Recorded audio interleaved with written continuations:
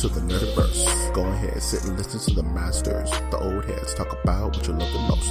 Video games, comics, movies, and everything you need to maintain your week. Got the knowledge that's straight out the ether. Gonna need a drink and have to take a seat to expand your mind and listen to the speaker. Mike and the squad's gonna give you what you need. Please send in a question, come and get some answers, learn a couple lessons from the masters with the special guests. We got the Green Lanterns glowing on their chest. Yes, please sit back and relax, cause we're gonna hit you with them stone cold facts. And allow me to be the very first to welcome you to the masters of the Nerdiverse.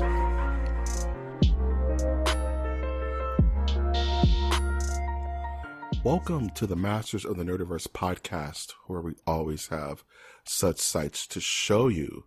This Amber Waves of Grain field can be found on iTunes, Stitcher, Spreaker, SoundCloud, YouTube, iHeartRadio, Google Play, and Spotify, and recently Deezer. I just got notified that we are now being distributed through Deezer. So if you're listening to us via this new distribution system, howdy, and welcome to the podcast. I'm, of course, your host, Mike G. And with me, as always, is the also host, the Ryu to my Ken, Winter Trash Monk the Thizzard. How's it going, everybody? This is Trash Monk the Third, Trash Monk I, Trash Monk I. And I'm coming at you from the trash bunker.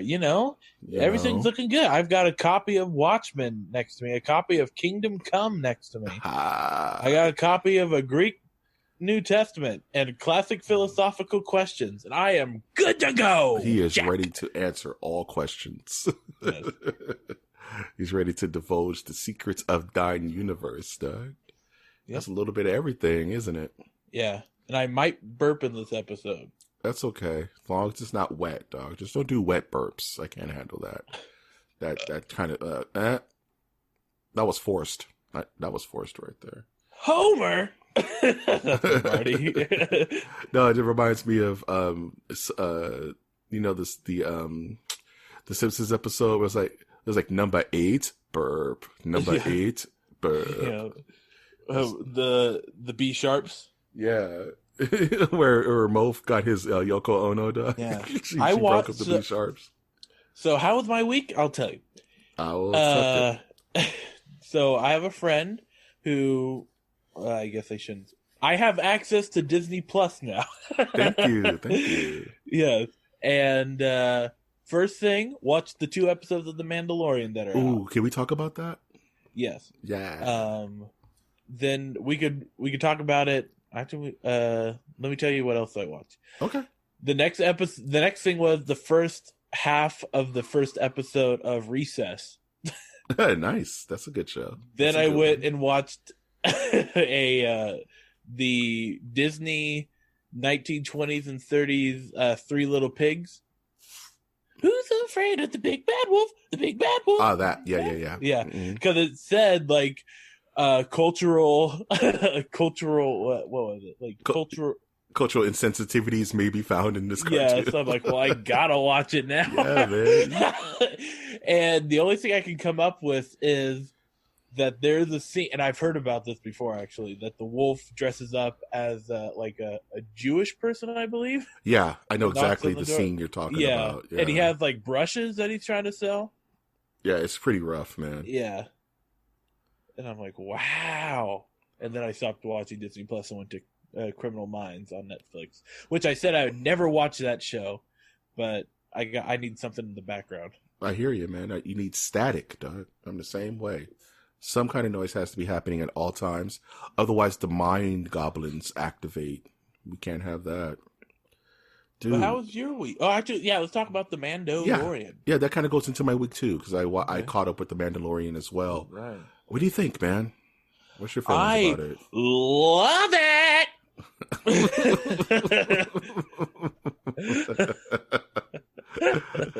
I need more of that on the podcast, my man. I like that enthusiasm, dog. Man, I thought I would be like, I would not be on board. Like there was something in me that was a little hesitant. Yeah, absolutely. But then I watched it, and again, I'm the guy that likes all things Star Wars. Okay. but I've yet to watch the animated Clone Wars and all that stuff. Yeah. Yeah, but Good stuff, this was Primavera, Primo Supreme, Primo Taco Bella content. It's been forever since I've ever had to watch a show that the episodes came out week by week. Same here. Absolutely. Yeah. But this is the show that makes me want to do it. There's only been a few. The Blacklist will always make me want to watch it every week, regardless of whether it's a slump of an episode or not. Watching Seinfeld reruns when I know TBS is gonna air it at a certain time, I'm gonna go. Yeah. And now The Mandalorian, I like it, dude. I think I know why it's so good. I think I have an idea of why it's so good. Go for it. I think it's because it's so minimalistic. It's not a lot. It's not in even a bad way. It's like they've stripped down the Star Wars universe to like a New Hope level. You know what I mean? Like, there's not. I get what you're saying. Yeah, it's not a very complicated story. It's very lone wolf and cub, right? In regards to, you have the stoic Mandalorian. We don't even know the guy's name yet. Right. He's just a bounty hunter, and he's a man of few words. And the universe is so. It's always what I've wanted. This is what I've been talking about for months now, right? Right. Is let's just get as far away from the Skywalkers as possible, and just throw me into the Star Wars universe with just, the grimiest people, dude. Like right. the underbelly of it all.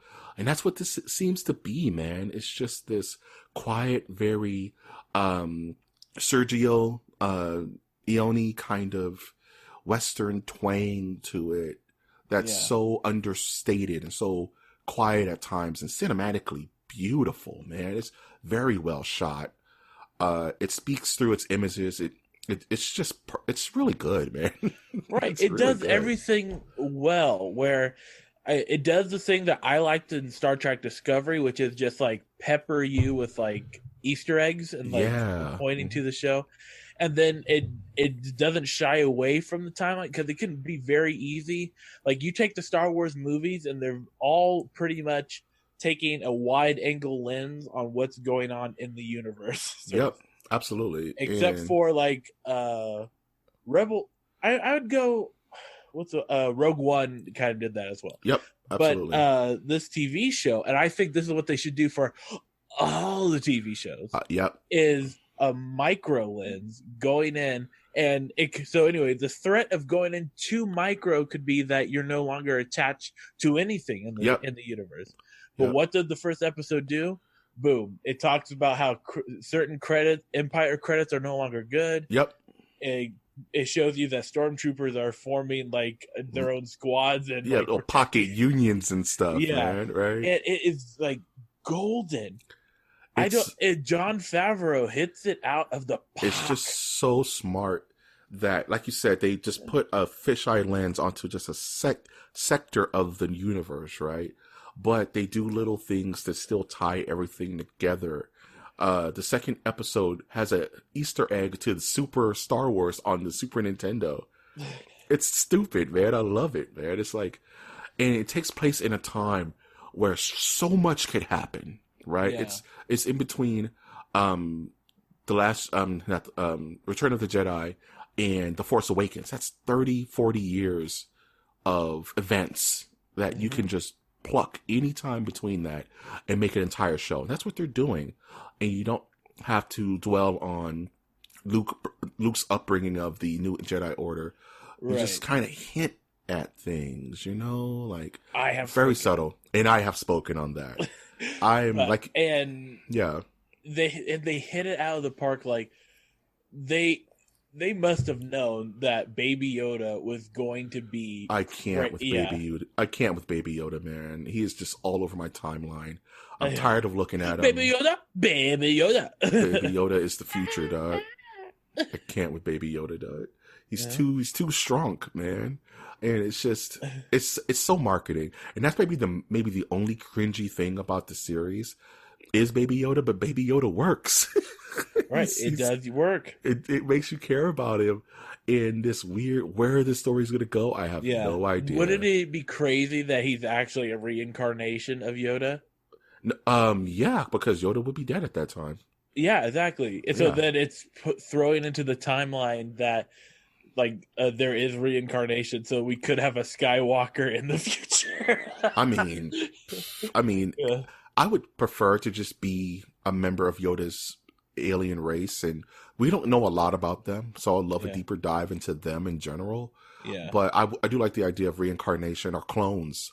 The Clone Wars wasn't too far away, so this could just be a flat out clone created by the Empire. Right. You know what I mean? True.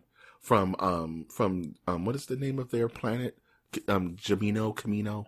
But yeah, I honestly I don't want to know a lot about the Mandalorian. I don't want to know his backstory. Right. I don't want to know his name. He's the Lone Ranger, right? Or the man with no name, right? Yeah, I want him to be the man. Very accurate, dude. Yeah, I want him to be the man with no name. I want him to be a man of few words, speaks through actions. He is funny.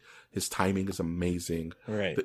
Man. But let's talk about the special effects too, because a friend of the podcast that listens to this, what's up, Marcos? Was cracking. Yeah. Remember that Kool-Aid tobacco that we were talking about? Okay. Yikes. Anyways, he made a great point of the special effects of this is fantastic. Yep. Even so, in like comparing it to like Marvel movies, how is it that this like Lucas, like this Star Wars TV show that has like better graphics than special effects than some Marvel movies? Yeah. Why? Because I get the feeling that a lot of this show is practical, man. There's a lot of practical effects hidden. Like there's the scene where he is learning how to ride those weird little creatures. And there's some scenes where I'm like, that's a puppet, dude. That's a digitally enhanced puppet. And it just looks tangible. It looks solid. You know what I mean? Yeah, all the makeup effects. All of it's digitally enhanced. Like there's a ton of practical effects. Yeah. All the Jawas are practical. There's I even think there's models. I think that the Jawa ship was a model, dude. That would be awesome.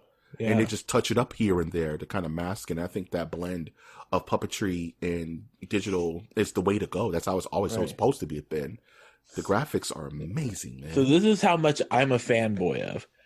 If they could do a new Star Wars TV show to the point where, regardless of what time of year it is, I'm going to be able to watch at least 2 episodes in the Star Wars universe, I'd be fine. If the rest of Disney's internal output, like the TV shows they plan to debut on Disney Plus, or any indication or anything close to what the Mandalorian has shown us so far, I have high hopes for the Marvel stuff. I have so much high hopes for She-Hulk and Ms. Marvel and Moon Knight, because the Mandalorian is just it's the console seller, man. It's the app seller, and it's so good. It's just I'm on record of saying that I would like to live in a world where it guaranteed there's a new James Bond movie every year, new Marvel movie every year, new Mad Max movie every year, and a new Skywalker movie every year. I'm okay with that. There's certain things I'm okay just having annual. Certain things I've said in the past that we must sacrifice one movie to make this work. I don't want episodes every year, right? But I would like some Star Wars content every year on some level, right? Like, I don't need episode 9, 10, 11, 12 back to back. Walt, he know not what he says. But I want Star Wars content. And I don't need, like, the big overlining story. Like you said, I need the microcosm. I need just point at a planet. Like, I'm going to work on my Jar Jar Binks fan fiction. Yeah, quietly. Yeah. And I'll just send it Disney's way. Like, and they'll this is Jar Jar Binks Gaiden. Jar Jar Binks Gaiden. Where he needs to regain his like confidence and get the respect of his peers again. No, he after the death of Palpatine, he just becomes the new Dark Lord of the Sith as predisposed. No, it's already canon that he became like a town idiot somewhere on the planet. Yeah, and he just kind of just wasted away. Yeah. Dude, so we're in unison. I mean, we're in agreement that The Mandalorian is the best thing since sliced bread, right? Well, I'm not going to go as far to say it's the best Star Wars content ever, because some people are losing their minds over it. But I will say, it feels good to have solid, well-written Star Wars content. We don't get that often, That's true. To be Like completely honest. with what the Star Wars show could have been. 100%. Like, It could have been who would have stupid, thought dude. it would be this gritty from a Disney Plus channel? And it's not, and it's the good thing, it's not bloody. It's not overly saturated. But They it's don't still curse. violent. You still have instead of people like bleeding out, you have people being evaporated. Yeah, it still gets the point across. Yeah. You know, and I think that's smart because you can avoid that PG-13 rating because they don't show people getting cut in half or struck down, but you do get exploded in vaporized. So I'm cool with that. However they cut their corners. But if it's still this good writing, good production, good screenplays, I'm excited, man. It's good to be. It feels good to have strong Star Wars content. You know. True that. What else you do with your week, man? No, that's about it. That's all I got. Yeah, man. Also, I'll do my week. Also, watch The Mandalorian as we just gushed about. Funny, I was going to do a MOTN reviews on a movie called Little Monsters. And the person I was reviewing with actually was talking about the most recent Little Monsters, starring Lupita Nyong'o, yes. And I was thinking about the other Little Monsters that was with Fred Savage and Howie Mandel. So I watched the one from the 90s. He had his first dad moment. Yeah, I totally I boomered that situation so hard. But I got to watch Little Monsters for the first time in like 20 years. So does it hold up? No, it's very 90s sappy and very 90s cute.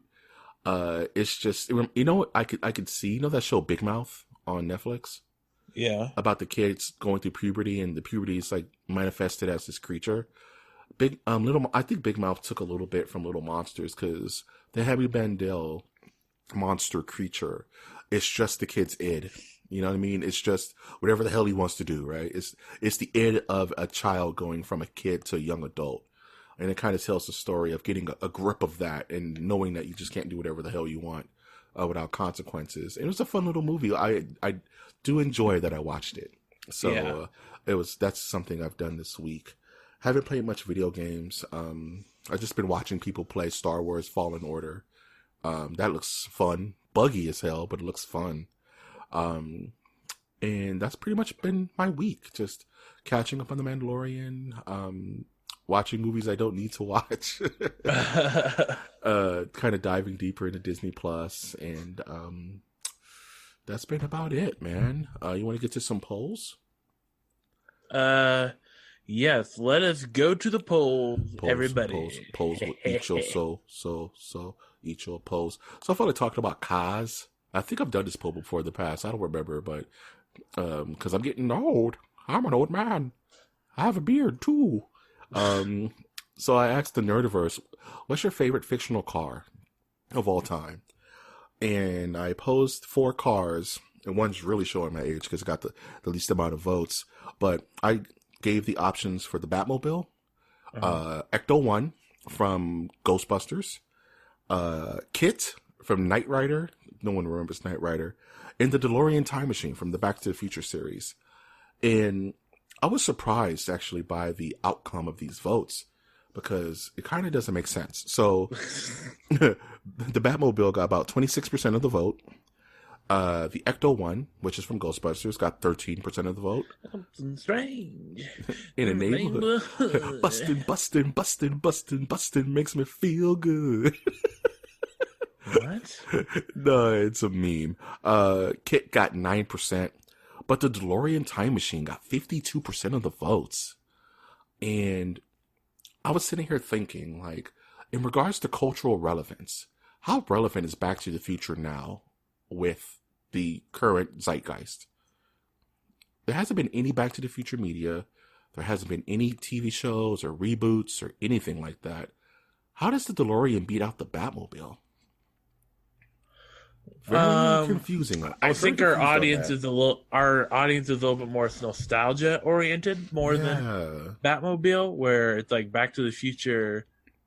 I think wins out on the nostalgia. Batmobile is timeless, but people gotta love their time machines. I mean, it is one of the coolest designs of all time. It's one of the most iconic vehicle designs. Even though the Time Machine was heavily influenced or heavily advertised in Ready Player One, they had that all through there.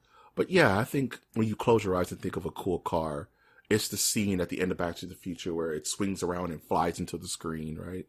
Just that, like, that's how you end a movie. Yeah, I mean, I never have been that big of a fan. Here you go. I get it. Yeah, you get it. That's why I was like, Kit. I wanted to put Kit on there because I always like to put a social experiment on the poll just to see. I always put like a dark horse. Like, I know this isn't going to get many votes, but I'm curious if it gets any votes. And Kit's another one of those iconic views of Kit just coming closer to the screen from the desert in that music, you know, for people who are old enough to remember Knight Rider, you know. Kit's pretty much a Tesla. He's just a talking car that can go into turbo boost, you know. So you put Siri in a Lamborghini, that's just Kit, you know. We've kind of hit that scientific wall, you know. Yeah. Cool stuff. Speaking of science, master and mystery, you want to get into the news? Let's get to the news. Start spreading the news. I'm hearing today. I'm gonna be a part of her. Y'all don't know nothing about that. News. Right. Jack. I'm gonna get the video game news. I'm gonna get the fighting game news out the way, so Winter doesn't have to suffer too much. Don't sigh. Fighting games rule. Fighting games rule. I don't want to hear it.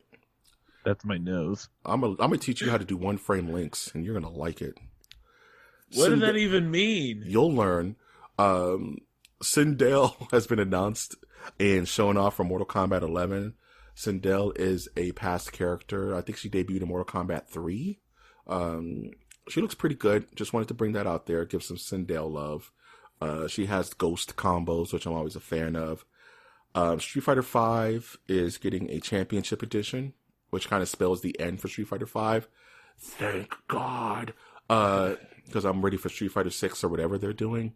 And they introduced Gil, which was the last boss. Get me out of here. Of Street Fighter 3 and Street Fighter 3 Third Strike and Second Impact. What is this world? Where he says, the mark of my dignity will scar thy DNA. Gil is the realest. He's the last boss character that's coming to the game. So, hype for that. 2K apologizes for racial social media posts following widespread hack. Did you see that? I haven't heard about this yet, so tell me a little bit about it, Jack. So apparently someone hacked the 2K Twitter account. You know, they're heavily advertising WWE 2K11 and all their new games. So someone just hacked their account and just started saying really stupid, ignorant stuff on their account, like for like a day. They were just saying like really vulgar, sexist, racist, like just really crazy stuff. The person who was hacking them just blew it all the way up. They eventually got a regained ownership of their account and then had to do the media back down of, sorry guys, you know how it is. We got hacked. This is not us. Obviously it's not us. Please don't hate us. Yes, we know our game's broken. This is the last thing we need. But, you know, it's one of those things, man. You know, I guess everybody gets hacked eventually. But I think they handled it well, given the circumstances. Because it's not like something stupid like EA responding to Battlefield 2 players by telling them that they don't deserve breaks in the game. You buy your microtransactions and shut up. But, you know, it's one of those things that just happen in this industry nowadays. So, I mean, I applaud them for coming out in front of it and just apologizing. But yeah, it sucks. A tip of the hat. Actually, them doing something kind of right. So, a tip of the hat to 2K. Now, let's get to a wag of the finger. Now, check your malware, your spyware. It's secure. And as Apone would say, secure that shit, Hudson. Look into my eye. A new Mass Effect game is in very early development. Sigh. Now, it could be good. Oh, jeez, man. Do you remember the horror that was Mass Effect Andromeda? Yeah, that was like one of the first major horrors I remember. For this year. Yeah. And it's kind of sucks because Outer Worlds has set this bar that you know what? This year was really bad for AAA video game industry. They didn't have a good 2019, man. Nobody did. None of the big names. They all had controversy. They all had screw ups. And it took the indie guys to really show them how to make video games good again, you know? So it's going to take a lot for EA to convince us to buy another Mass Effect game anytime soon. Right. Now, if they add a Battle Royale to it, man. Well, you know they're going to because it's EA, man. They can't help but be scummy. But well, okay, here's Mike G going. It is on equal playing field saying if you add a battle royale mode, you are scummy. Well, you are aiming for the lowest hanging fruit, aren't you? I'm just saying. But even the battle royale genre is starting to slow down. Master Mike G. I'm just saying, dude. I'm just calling it how I see it, man. You are going for the lower fruit. You are hanging for lower fruit. You know, so I'm just like, especially when it's forced, man. When it's forced, it's like, come on, guys. It's forced. You give me your money, I'm going to shove this game down your throat, and you're going to pick up that controller after I shove it into your hand. So you're telling me they're not doing that? They're not. Oh, my God. Shut up. By far, they are not. They are not saying consume product, get excited for new product, don't ask questions.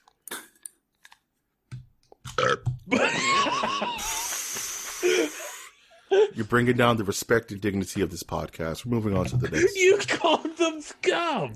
They added a battle royale mode.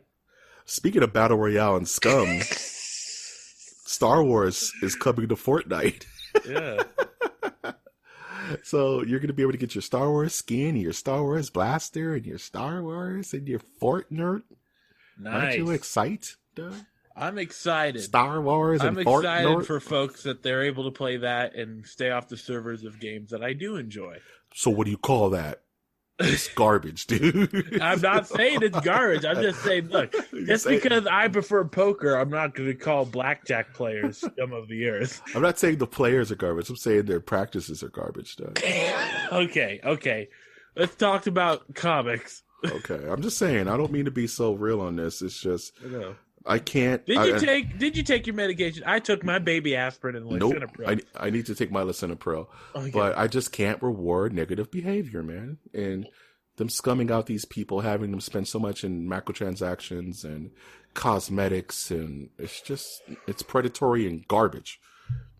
I do need to take my meds. I feel like we've talked about this multiple times on the podcast. And sadly enough, every time it pushes that button, well, I'm gonna have to give my 2 cents. Okay. Anywho, I system overload does not compute. 110110. The Russo brothers are going to produce a documentary on the Marvel vs. DC extravaganza in the 90s. That's awesome. Awesome. That's as much of a niche podcast documentary for me to watch. I'd watch that. Dude, I remember just to give you a backdrop, it's 1991, 92. I'm not like that. I'm giving you some background. We're eating Pizza Hut. We're going to go see Space Jam. Hold on. Before you start this, let me get something ready. Hold on. All right, man. You know, we're wearing our cross colors. Power Rangers rule. You know what I mean? We're listening to This Is How We Do It by Montel Jordan. This is how we do it. Go on. This is the background music to it's 1991. It's 1991.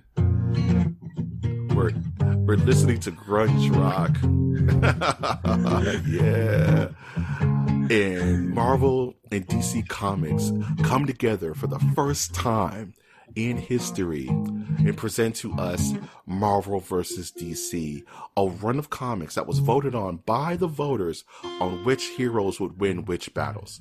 So you had Lobo versus Wolverine, you had Batman versus Captain America. You had like Lex Luthor versus Magneto, stupid stuff like that. You would vote, and whoever got the highest votes would win that battle. Okay, you went too long. I'm sorry. I should have kept it up, man. So this was this event that drove us kids crazy because it's never been done before again, and it was just, it took the schoolyards by storm. Arguments, final victories for certain heroes. Namor versus Aquaman, dude. And what sprung from Marvel vs. DC was something that is so niche and so 90s, but it was amalgam comics, where then they blended these characters together. So you got sick characters like Speed Demon, who was a mix of the Flash and Ghost Rider. And you got Bruce Wayne, Agent of S.H.I.E.L.D., and Spider Boy. Oh. Today is the greatest. Yeah, I was hoping you were going to end soon because I don't know the rest. No, it's fine. But yeah, just to say, all that to just geek out nostalgia, I'm super excited to watch this documentary because it's going to take me all the way back. Did you know that there was a Marvel restaurant in the 90s called Marvel Mania? That was at Universal Studios. Stop. And they sold Captain America burgers and Hulk fries and Spider-Man shakes and stuff like that. Was it the inspiration for the epilogue of Kingdom Come? I think so. Don't give away the homework just yet, my man. That's a conversation for later. But yeah, I'm super excited for this documentary. And it was actually funny enough because those came out around the same time. Yeah. And I'm really excited to hear that part of history brought back. You know what I'm saying? Speaking of things that need to be history. Okay, you're done. Yeah, I'm done. The musical stylings of Winter Trash Month Wizard. So I need to talk about this and put this to bed once and for all. The Justice League Snyder Cut movement. What do you know about this? Free the cut. Free the Snyder Cut. Yeah. That's all. So, as we all know, quick history. Mm-hmm. Zack Snyder was directing Justice League film for Warner Brothers. Mm-hmm. Tragedy struck his family, and he had to back out of directing the film. Then Joss Whedon took over direction of the film and directed the second half of the film, completely rewriting and pretty much creating his own ending to the movie. So it's two directors working on the same movie. That being said, never good unless you're the Coen brothers. Never good unless you're the Coen brothers or the Wachowskis. Well, not the Wachowskis. We've seen what happened. Yep. So, needless to say, it flopped. It was one of the most it was the biggest commercial failure of that year, right? Made no money to the point where they scrapped the entire DCEU and they're trying to weirdly start over. So, There is a social media contingency of fans who are screaming at Warner Brothers to release the full Zack Snyder cut of the Justice League, which may I remind you doesn't exist. He never finished this movie. There's storyboards. There's unfinished VFX work. There's some shots that were filmed but never completed. It's an unfinished work. So for years now, since the movie came out, there's been a contingency of fans who are screaming, "Release the Snyder Cut, you cowards!" Right? Just do it. We want it. Right. And recently, people attached to the film, such as Ben Affleck, Gal Gadot, even Zack Snyder himself, have been backing these people, saying, "Release the Snyder Cut, release the Snyder Cut," and it's starting to cause a murmur in the industry. People are like, "Does it really exist?" There's people who are saying, like, Jason Momoa saying, like, "I'm gonna tell you guys, legit, it exists." It's just making it even worse, right? You can't prove it that it doesn't exist. You can't. Yeah, it's like raptors in the Bible. You can't prove they weren't there, because they were. But I need to just reality check everyone, because I'm sorry to be the person who says this, but asking a business, any business, to pour money back into a failed project and re-release that project when they're trying to complete a brand new initiative is madness. It's 100% madness. It's madness. You know how much money they would lose if they, let's say, brought everybody back, refilmed the rest of it, did the VO work again, did the VFX work again, did special effects, then had to market it. It's never going to happen, dude. They're never, ever going to do it. If it was like a success and Justice League made $2 billion and blew out the box office, maybe. But too much of it was never finished for them to do anything with it. If anything, I would love for it to be animated. Do an animated Snyder cut. And get everybody to do voiceover work. That's cheaper. Just do it animated. Right? Because they're not getting the actors to come back. They're not getting They're not going to get Ben Affleck to suit up again. Why don't you instead have like Zack Snyder direct his own film using the footage that was already recorded? Like, kind of like. But you need like copyright, like acceptance from Warner Brothers. They still need to spend money for him to even do that. That's true. A lot of money. You know, so it's like they're not going to do it, man. It's like never. And something just came out today. Like Warner Brothers had to nip that in the bud. Like, we're not contractually obligated to release the Snyder Cut or anything related to a Snyder Cut for Justice League. So they admit it. There is a Snyder Cut. No, they're not doing it, man. So you admit it. So I'm just like, guys, we got to get back to reality here, man.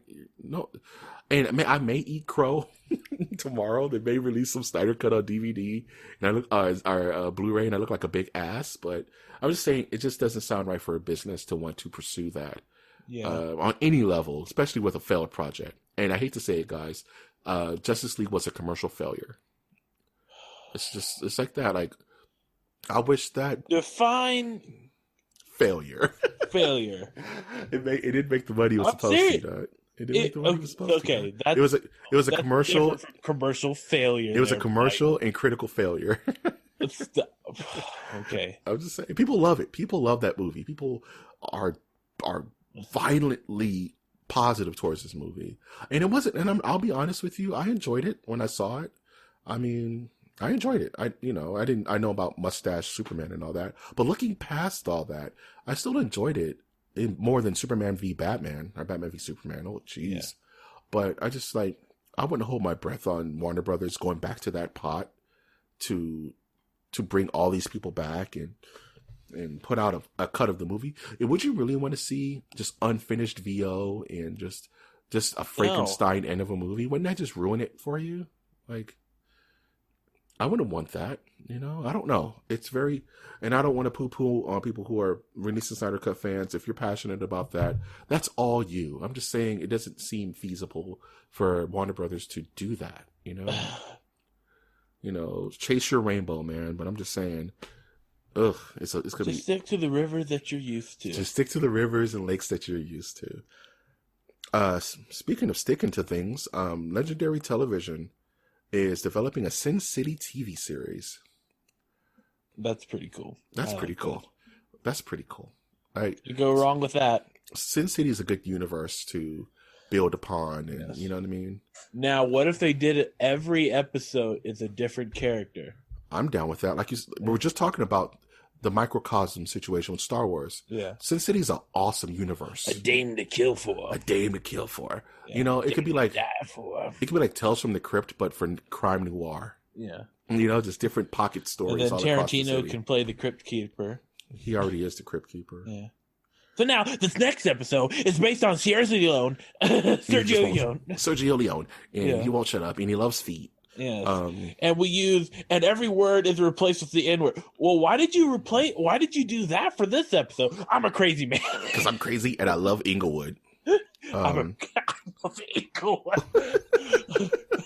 I'm gonna go on Black Twitter. It's all gonna be good. It's all gonna be good, and they're gonna love me because I made Kill Bill. Yeah. Okay. Now I remember the first thing I was gonna say. I'm gonna go on Charlemagne's radio station. I'm going on Charlemagne the God, the morning show. Yeah. And everyone's gonna accept me because I'm a crazy man. Yeah. I hire Pam Grier. Yeah. I was into Dolomite before everyone else. I don't like the bands you like. Stupid. Psycho 2 is the best Psycho. Psycho 2 Halloween 3 is the best Halloween. You heard it here first. He would say that. He would say Halloween 3 is the best Halloween. You know he would. He would he would be that kind of hipster to be like, Halloween 3. You know Halloween 3 was the best Halloween, right? You know had more to say than the entire series. And they just transform into a donkey. And then he just goes, he just live transforms on the set into a donkey. Where do my hands go? It's my opinion, man. And then we cut to later into the earlier that day where he's like, I'm going to transform into a donkey on set. Check this out. I'm injecting myself with donkey DNA. Yeah. And then John Travolta's just in the bathroom. Yeah, he comes out right before he gets blown away by Bruce Willis stuff. Yeah. Speaking of things, where am I? I don't know what year is this. Speaking of things that are going to blow people away, Robert Downey Jr. Apparently is returning as Iron Man in the What If series. Shouldn't blow people away too much, right? I just feel like, why are they still bothering this man? It's not them bothering him, okay? It's like let him rest, Doug. Yes. Well, you're telling me you're going to give me like $3 million to say lines to do voice in a padded voice off. So let me finish explaining. So for Disney Plus, What If is a cartoon series where they're doing these what if stories, kind of like the what if cartoons of yesteryear. Where it's like, what if Black Panther was Star-Lord, or what if Peggy Carter got the super soldier serum, things like that. Mm-hmm. And it's all animated. So all the original film actors are coming back to do voice acting. What if Howard the Duck was a goose? Howard the Goose? Gary the Goose, Doug? Even though, wait a minute, I'm mixing. No, I got it right, Marvel. Geralt the Goose, Doug? Yeah. I'm with it, Howard man. the Goose. Howard the Goose. So, like, apparently Robert Downey Jr. is coming back to reprise his role as Iron Man for some what if scenario. And Robert Downey Jr. doing voice work is probably going to be godlike. It's probably going to be amazing. Yeah. But let the man rest, man. Give him a year, dude. It has been a year. Let the dude chill, dog. Let him do other stuff, man.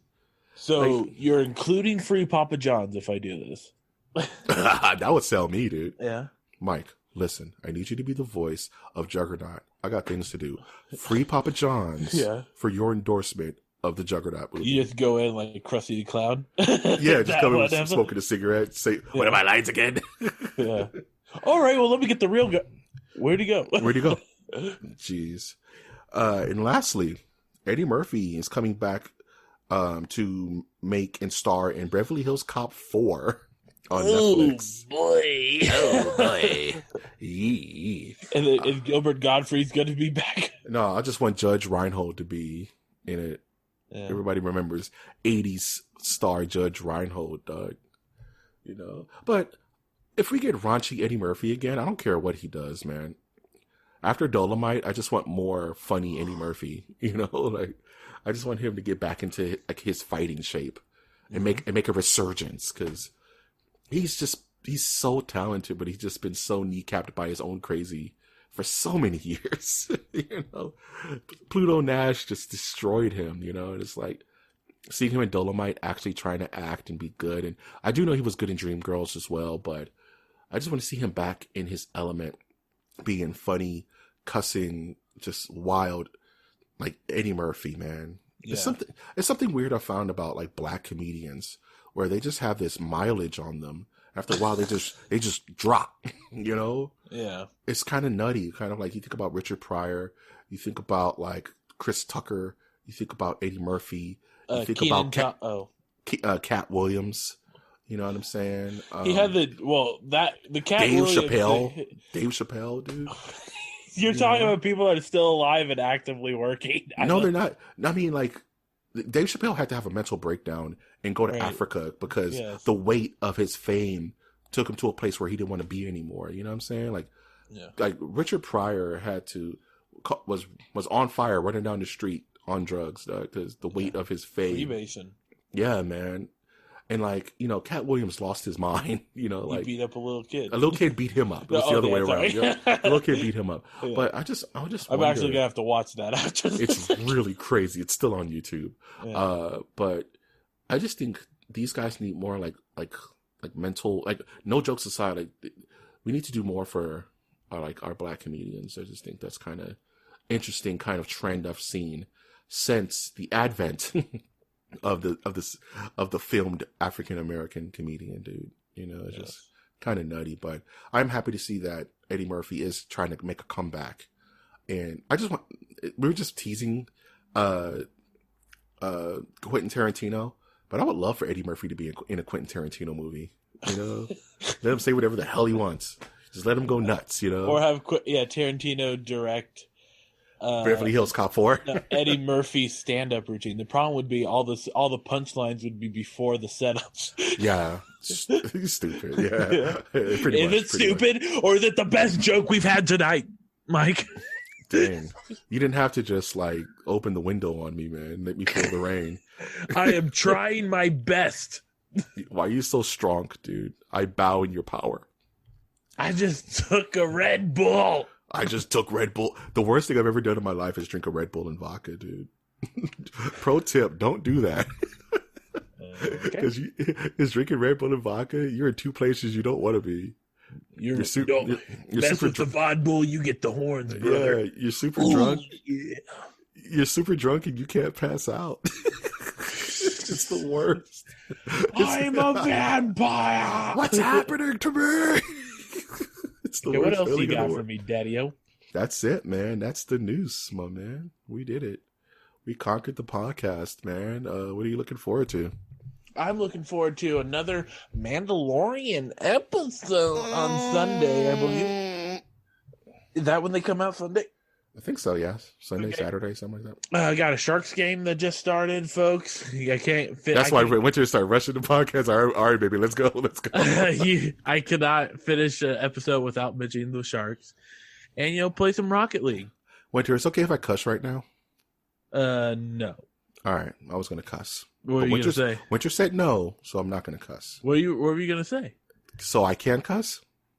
You could just, bleep yourself.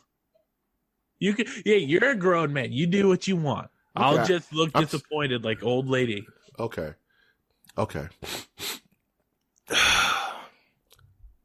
Fuck the Sharks. So I am going to. You don't even know what you're talking about, so that it doesn't even matter. Like it's a toddler saying "Goo Goo Gaga" to me. Goo Goo Gaga Street Fighters 5. So I don't understand.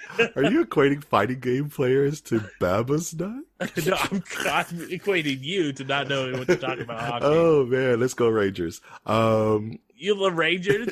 No, man. You see Kevin Smith wear one jersey. That's it. Jersey. That's it, I'm gonna go Rangers. Yeah, name a Rangers player. It's Tommy Lipkins. Shut up. Yeah. He doesn't exist. There is they have a player, Michael Haley, that is like a fighter for their team. But he came from the Sharks. Okay. The Sharks. Yeah, man. You have any passing thoughts before we close this bad boy out? Yeah. Check me out at Trash Monk, the third Trash Monk, I. You won't see any of this garbage language from my mouth on the internet. Yeah. And, we have the fun stuff going on over there. Yeah, man. I'm talking like Jeff Goldblum. Yeah. See, life finds a way. If you want to find a way to our social media page, you can go onto Twitter and type in @mnerdiverse, where you can be a part of the Nerdiverse community and see all of our weird posts, see our haiku reviews, see our polls of the week, and just ask us anything you want. Ask us questions. We will give you answers here at Masters of the Nerdiverse podcast. If you want to support us monetarily, you can check out our Patreon, which is Patreon.com/MOTN. where $1 a month makes you want to go crazy. But if you wanted to support us non-monetarily, you can always like our content. However you're listening to our podcast, you can comment on our episodes, especially if you're an Apple Podcast. Please leave us a review. And you can also subscribe to our social media efforts, as well as subscribe via your podcasting distribution, maybe Spotify or Spreaker, maybe? Deezer, hey, new Deezer people. If this is your first time listening to the podcast, let me be the first one to say thank you and welcome to the Nerdiverse. I've, of course, been your host, Mike G. And I've been your host, Trash Monk I. And we will always ask you to take that one step beyond. Go Rangers. I wanted to Day say one member.